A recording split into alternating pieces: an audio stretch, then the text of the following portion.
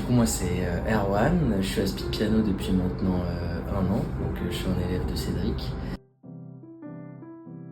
Avant de démarrer Speed Piano, je faisais du piano depuis peut-être 6-7 ans. Alors, quand je dis je faisais, c'est pas je maîtrisais l'instrument du tout.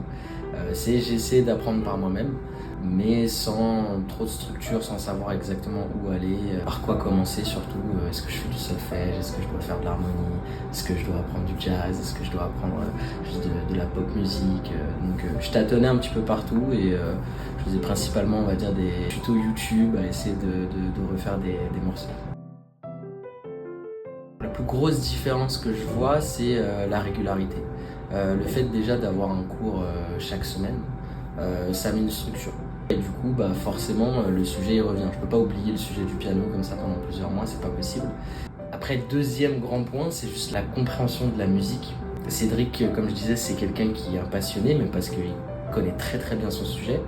Et donc, je comprends vraiment ce que je fais. Au-delà même de l'instrument, du fait qu'on apprend à jouer du piano ici, c'est surtout le langage que je comprends maintenant. Ce que ça m'apporte pour sûr, c'est un moment déjà pour soi. C'est un moment un peu de déconnexion aussi parce que on rentre du taf, on a un peu envie de se poser. Ça fait un effet naturellement aussi émotionnellement, on relâche une certaine pression, qu'on ait une journée stressante ou pas.